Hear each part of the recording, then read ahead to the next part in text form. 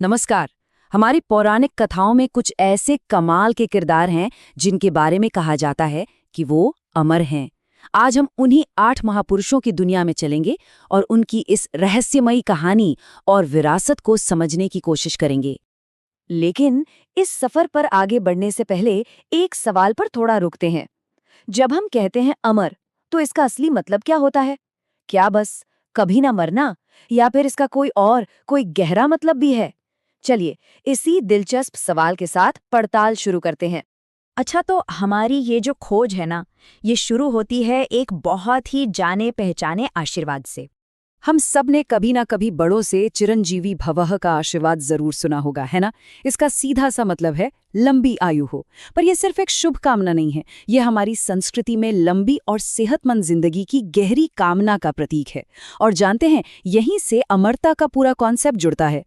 और अब हम आते हैं अपनी असली पहेली पर। देखिए, जब भी इन अमर हस्तियों का जिक्र होता है तो एक कंफ्यूजन हमेशा रहता है कि ये 7 है या 8। दरअसल एक बहुत पुराना श्लोक है जिसमें 7 नाम साफ साफ लिखे हैं।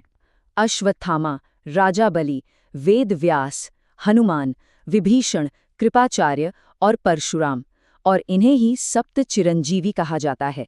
तो 7 का जो ये आइडिया है वो यहीं से आता है। लेकिन कहानी में ट्विस्ट यही है। वो श्लोक असल में अधूरा है। उसका अगला हिस्सा इस पूरी गुत्थी को सुलझा देता है। उसमें लिखा है कि इन 7 के साथ साथ 8वें चिरंजीवी यानी मार्कंडेय ऋषि का भी ध्यान करने से इंसान बीमारियों से दूर रहता है और लंबी उम्र पाता है। तो जब हम इन दोनों हिस्सों को जोड़कर देखते हैं तो पूरी बात साफ हो जाती है। चिरंजीवी 7 नहीं बल्कि 8 हैं और इन्हें ही मिलाकर कहा जाता है अष्ट चिरंजीवी। तो पहेली सुलझ गई। तो चलिए, अब जब गिनती एकदम क्लियर है तो एक एक करके इन 8 महान हस्तियों से मिलते हैं और देखते हैं कि इनकी कहानी क्या है। लिस्ट में सबसे पहले है अश्वत्थामा, गुरु द्रोण के बेटे। महाभारत युद्ध में उनसे एक ऐसी गलती हुई जिसकी कोई माफी नहीं थी और उसी के चलते भगवान कृष्ण ने उन्हें श्राप दिया कि वो युग के अंत तक इस धरती पर भटकते रहेंगे। दूसरे हैं राजा बलि।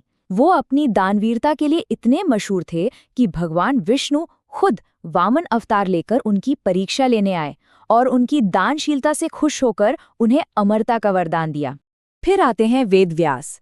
जी हाँ, वही महान ऋषि जिन्होंने इतना बड़ा महाकाव्य महाभारत रचा था। ऐसा कहा जाता है कि उनके इसी अविश्वसनीय काम के लिए उन्हें अमरता मिली। और अब हनुमान जी, भगवान राम के सबसे बड़े भक्त। उन्हें तो ये आशीर्वाद मिला था कि जब तक इस दुनिया में राम की कहानी कहीं सुनी जाएगी तब तक वो भी यहीं रहेंगे। इसके बाद है विभीषण। रावण के भाई होकर भी उन्होंने अधर्म का साथ छोड़ा और धर्म का रास्ता चुना। उनकी इसी नेकी से खुश होकर भगवान राम ने उन्हें भी अमरता का वरदान दिया था। अगले हैं कृपाचार्य, कुरुवंश के राजगुरु। उन्हें अपनी कड़ी तपस्या और अपने ज्ञान के लिए अमरता मिली। वो महाभारत के उन कुछ ही किरदारों में से हैं जो युद्ध के आखिर तक जीवित बचे थे। फिर है परशुराम, जो भगवान विष्णु के छठे अवतार माने जाते हैं। एक जबरदस्त योद्धा, और सिर्फ योद्धा ही नहीं, भीष्म, द्रोण और कर्ण जैसे महारथियों के गुरु भी थे। और आखिर में हमारे 8वें चिरंजीवी मार्कंडेय ऋषि। इनकी कहानी तो कमाल की है। उनकी किस्मत में लिखा था कि वो सिर्फ 16 साल जिएंगे, लेकिन अपने शिव भक्ति की ताकत से उन्होंने यमराज को भी हरा दिया और मौत पर ही जीत हासिल कर ली। रुकिए, कहानी अभी बाकी है। एक और दिलचस्प बात यह है कि इन कथाओं में अमरता का मतलब भी एक जैसा नहीं है। मतलब इसके भी 2 अलग अलग टाइप बताए गए हैं। तो पहले होते हैं युगांतजीवी। ये वो हैं जो अभी चल रहे युग यानी कलयुग के अंत तक जीवित रहेंगे। और दूसरे होते हैं कल्पांतजीवी, जिनकी उम्र तो और भी कहीं ज्यादा है। वो पूरे कल्प यानी एक बहुत बड़े कॉस्मिक साइकिल के अंत तक जीवित रहेंगे। तो अब सवाल ये है कि इन 8 में से कौन क्या है? देखिए, अश्वत्थामा, व्यास और कृपाचार्य ये हैं युगांतजीवी, और बाकी के 5 यानी राजा बलि, हनुमान, विभीषण, परशुराम और मार्कंडेय ये कल्पांतजीवी की कैटेगरी में आते हैं। तो जैसा कि हम देख सकते हैं, 8 में से 5 तो कल्पांतजीवी हैं और 3 युगांतजीवी। मतलब ज्यादातर की उम्र तो कल्पना से भी परे है ना? ये कमाल की बात। ये अमरता के कॉन्सेप्ट को एक अलग ही लेवल पर ले जाता है। तो हमने इन 8 अमर किरदारों के बारे में जान लिया, उनकी कहानियां भी सुन ली, पर सवाल ये है कि आज के जमाने में इन सब बातों का क्या मतलब है?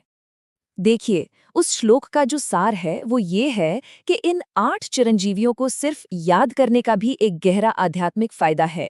ऐसी मान्यता है कि इनका ध्यान करने से इंसान को अच्छी सेहत और लंबी उम्र मिलती है। शायद यही वजह है कि इनकी कहानियां आज भी हजारों सालों बाद भी जिंदा हैं।